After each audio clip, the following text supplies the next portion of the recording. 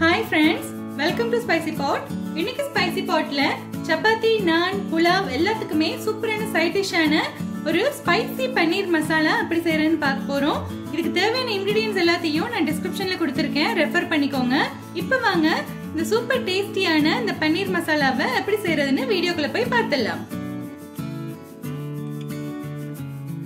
இப்போ பாருங்க, நான் 400 கிராம் அளவுக்கு ஒரு பன்னீர் கியூப் ஒன்று எடுத்திருக்கேன். இதை வந்து நம்மளுக்கு தேவையான சைஸ்ல சின்ன சின்ன துண்டுகளா அப்படி கட் பண்ணிடலாம்.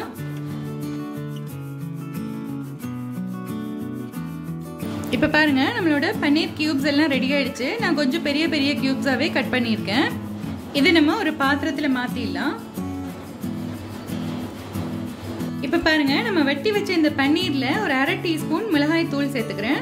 1/2 டீஸ்பூன் மல்லித்தூள் எடுத்துக்கலாம். மஞ்சள் தூள் கொஞ்சமா ஒரு 1/4 டீஸ்பூன் சேர்த்துக்கலாம். உப்பு கொஞ்சமா இதுல சேர்த்துலாம். கிரேவிலையும் நம்ம தனியா சேர்த்துக்க போறோம்.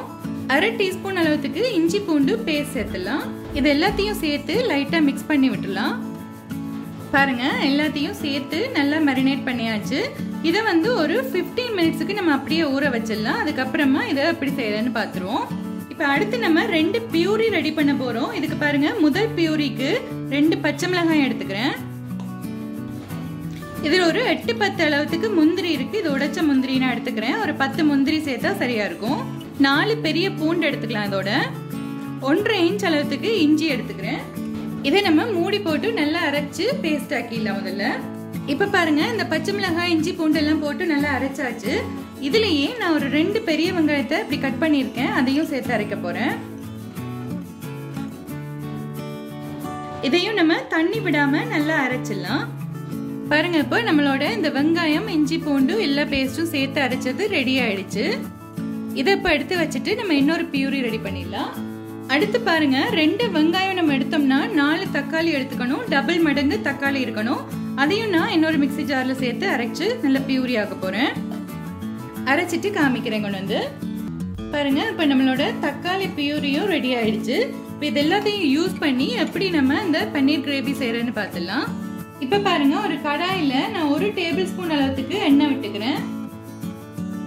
இதுல நம்ம மேரினேட் பண்ணி வச்ச இந்த பன்னீர் பீசஸ் எல்லாத்தையும் உள்ள சேர்த்துடலாம்.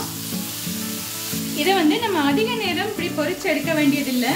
ஒரு 2ல இருந்து 3 நிமிஷம் வரைக்கும் இந்த மாதிரி டாஸ் பண்ணி எடுத்துடலாம்.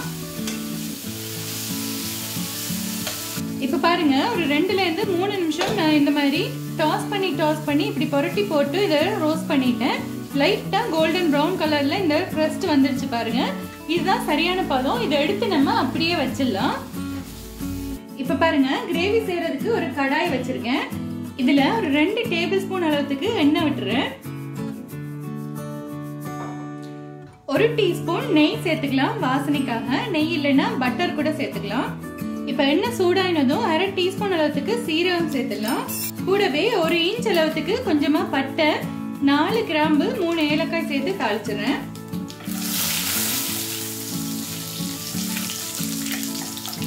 அடுத்து நம்ம பியூரி பண்ணி வச்ச வெங்காயம் பேஸ்ட் சேர்த்துடலாம்.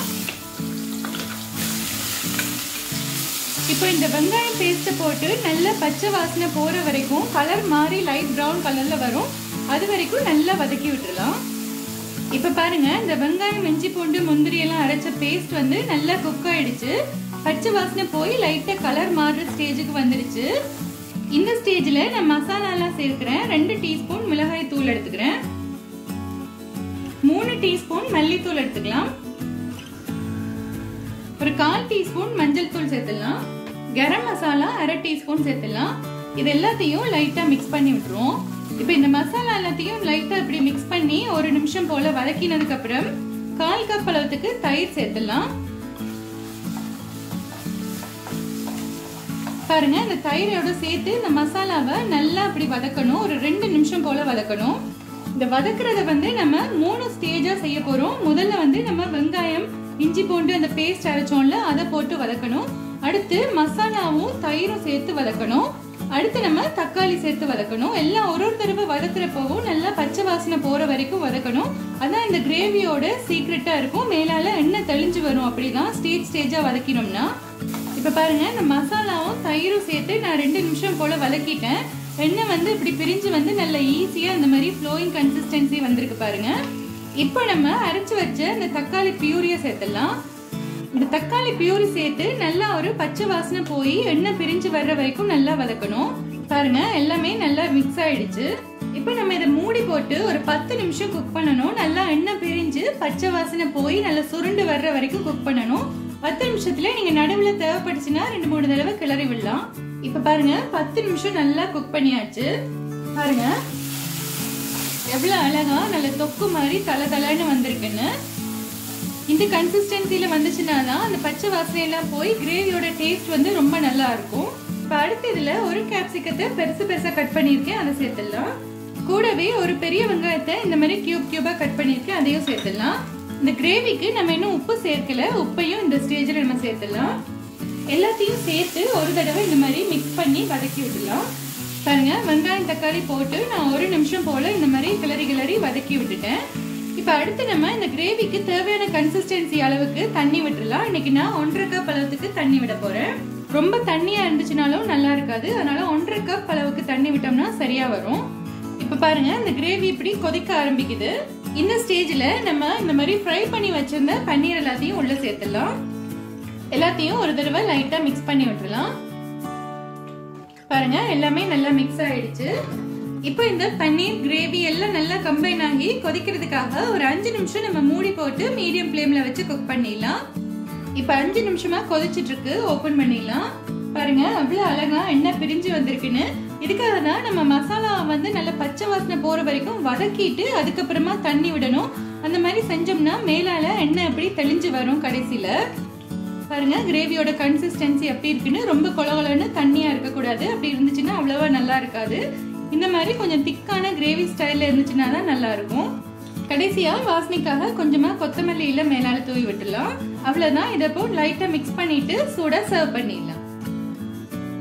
இப்ப பாத்தீங்களா ஃப்ரெண்ட்ஸ், ரொம்ப ஈஸியா சப்பாத்தி, நான், புலாவ், வெஜிடபிள் பிரியாணி எல்லாத்துக்குமே சூப்பரான ஒரு சைட் டிஷ்ஷா இந்த ஸ்பைசி பன்னீர் மசாலா எப்படி செய்யறதுன்னு பார்த்தாச்சு. நீங்களும் இந்த ரெசிபியை உங்க வீட்ல ட்ரை பண்ணி பாருங்க. உங்களுக்கு பிடிச்சிருந்துச்சுன்னா என்னோட சேனலை சப்ஸ்கிரைப் பண்ணுங்க, மறக்காம கமெண்ட் பண்ணுங்க. உங்க கமெண்ட்ஸ்க்காக நான் வெயிட் பண்ணிட்டு இருப்பேன். அப்படியே உங்க ஃப்ரெண்ட்ஸ் அண்ட் ஃபேமிலி கூட ஷேர் பண்ணுங்க. நன்றி.